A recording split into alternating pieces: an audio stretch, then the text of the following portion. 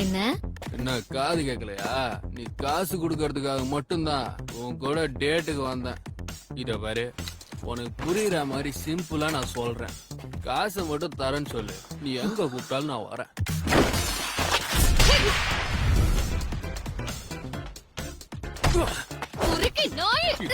என்ன அடிக்கிற? உனக்கெல்லாம் அவ்வளவு சீனே இல்ல, புரியுதா? நொடி பாக்குற காசு கேட்டா அவ்வளவு துள்றா. முதல்ல நீ ஒரு கேர்ள் ஃபிரெண்டா? எப்ப பார்த்தாலும் மூஞ்ச உருன்னு வச்சுக்கிட்டு இருக்க. இங்க இருந்து மூட்டு கிளம்பு. எருமை, பொன்னி, கழுத, காட்டெருமை. அட என்ன நீ அந்த தடியனை திட்டுறதுக்கு உனக்கு வேற வார்த்தை கிடைக்கலையா? என்ன பண்றது, அவன் ஃபர்ஸ்ட் பாய் ஃப்ரெண்ட் ஆச்சு. நான் ரொம்ப அசிங்கப்பட்டேன் தெரியுமா? அப்பவே அவன் வேண்டான்னு சொன்னேன். அப்படி அவன் கிட்ட என்னத்த பார்த்து மயங்கின? அவன் பாக்க கேன் டக்காக்குற மாதிரியே இருந்தான். அசிங்கமா கேப்பேன். இவளுக்கு பைத்தியம் பிடிச்சிருக்கு. என்ன விட்டா ஓவரா பேசுறீங்க? எனக்கு கேன் டக்காக்குற மாதிரி ஹேண்ட்ஸமான பசங்களை தான் பிடிக்கும். சொல்றோன்னு தப்பா எடுத்துக்காத. அவன மாதிரி ஒருத்தன் இந்த உலகத்திலேயே இல்லையாமா. இப்பவே கண்ணு கட்டுது.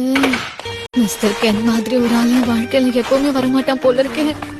இந்த உலகத்துல அவன் எங்க இருந்தாலும் நான் தேடி கண்டுபிடிப்பேன். எனக்குன்னு ஒருத்தன் இல்லாமலே போயிட போறான்.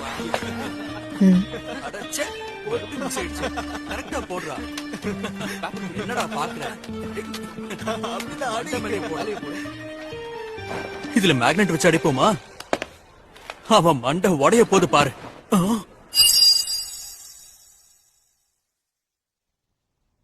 ஹாய்டா தம்பி. ஆமா, நீ என்ன படிக்கிற?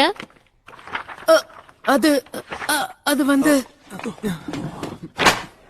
இதுக்கு ஒண்ணு அடிக்காம என்ன பண்ணுவாங்க? என்ன சுத்தி எல்லாரும் முட்டாளுங்களாவே இருக்காங்களே.